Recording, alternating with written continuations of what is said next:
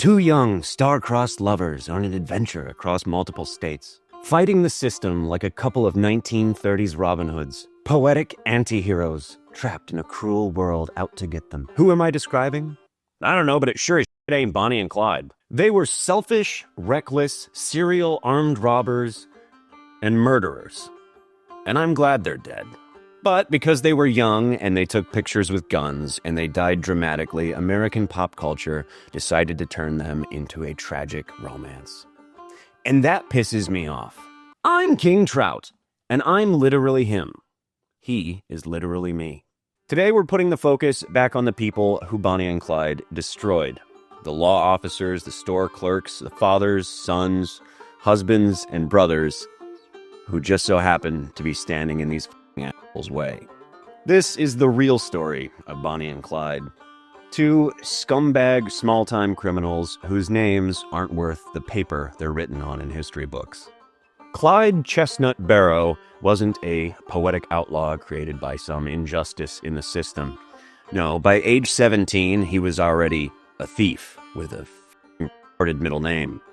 He stole chickens, then he stole cars, and then he started committing burglary. He wasn't rebelling against injustice in any way. He was just committing small crimes until he could figure out a way to get away with bigger ones.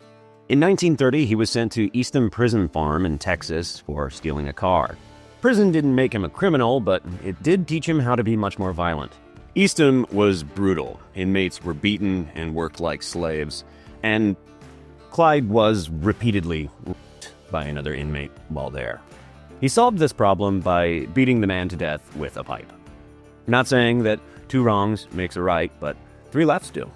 Another inmate in the prison took the blame for the murder, but in that moment, Clyde learned a very important lesson. Violence gets you respect. Clyde believed that extreme brutality was the answer to every problem, and that belief ended up getting a lot of people killed. Bonnie Parker wasn't a helpless little girl who was dragged into a life of crime. No, she was already obsessed with outlaws, poetry, and drama. She came from a relatively wealthy family, and by the age of 15, she was already married to a man who ended up in prison, and so they separated. When Bonnie met Clyde in 1930, it wasn't a romantic love story. It was two broken, impulsive people recognizing the chaos in each other. Within weeks, they started committing robberies together. There was no grand plan, there was no larger motive. It was just fast cash for two lazy people who didn't want to work a job like everybody else does. They robbed stores, gas stations, small banks in tiny towns. And when people started stepping forward to try and stop them, that's when they started killing. Well, let's talk about who really paid for their love story. One of their earliest confirmed victims was Deputy Malcolm Davis in Oklahoma in 1932. Davis pulled the couple over, and when he approached the vehicle, Clyde shot him in the chest and left him dying on the side of the road.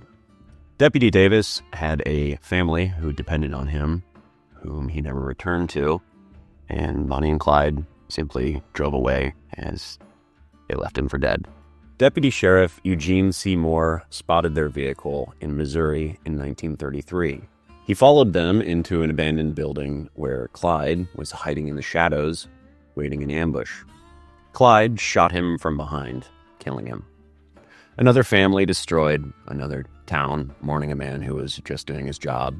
But meanwhile, Bonnie and Clyde were being described in newspapers as exciting and photogenic. Can you imagine having a loved one murdered in cold blood and opening the newspaper to see their murderer described as exciting? And while this may seem like the far-off, distant past, if you're my age, their victims could have been your great-grandparents.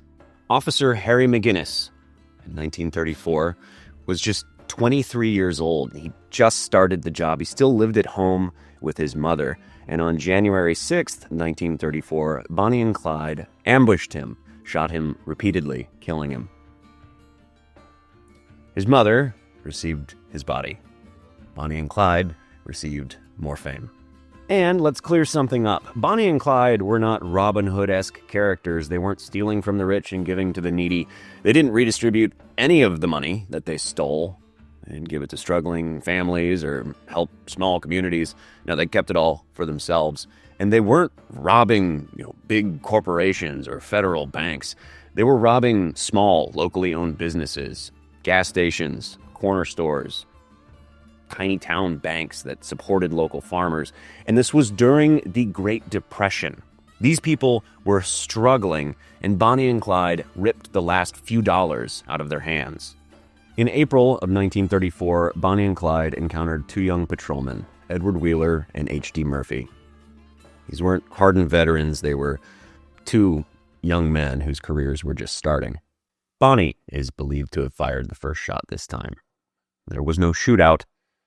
These two officers were executed on the side of the road on Easter Sunday. Their families buried sons they barely got to know as men. And meanwhile, the public was buying postcards with a picture of Bonnie smoking a cigar. This is the part that nobody puts in the movies. The wives who had to raise children alone, the parents who had to bury their sons that they sent off to protect others, and the small towns who learned to fear strangers.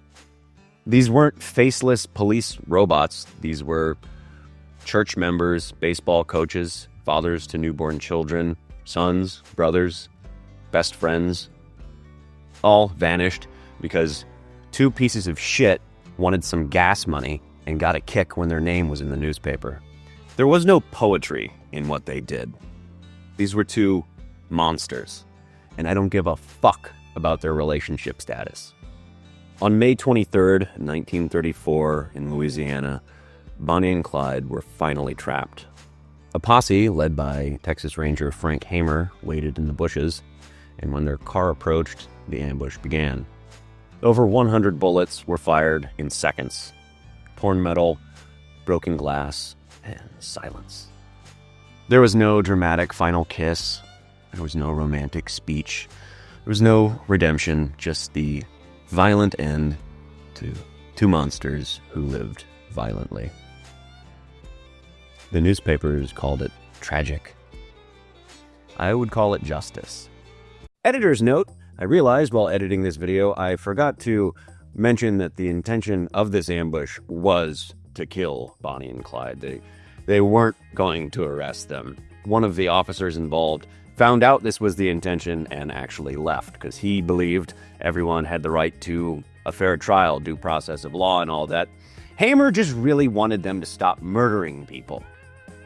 And it is what it is. And who knows? Maybe Bonnie or Clyde reached for a weapon. That's my headcanon. Also, if you're wondering, like 5 minutes. It took me like 5 minutes to wash that thing off my face.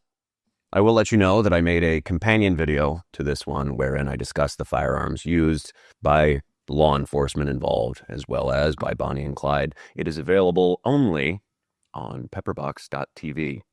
That's right. You've all been annoying the ever-loving shit out of me for about a year now, asking when I'll be on Pepperbox. Now! I'll be on Pepperbox now. What do you get with Pepperbox?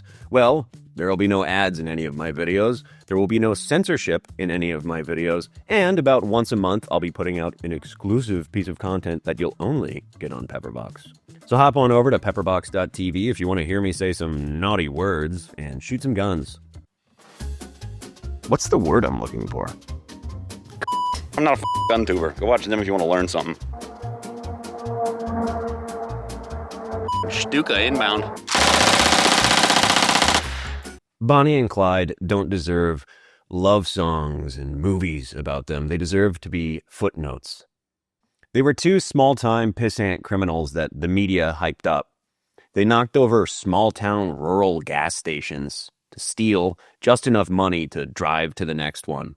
They weren't cute little rebel outlaws or Robin Hood types or romantic lovers. No, they were just two low-down scumbag murdering criminals. I'd drive up to Dallas to piss on their graves, but they aren't worth the gas money or the piss. All I'm saying is that when it comes to history, we deserve to remember the truth And we need to stop glamorizing and glorifying fucking criminals. Same goes with serial killers.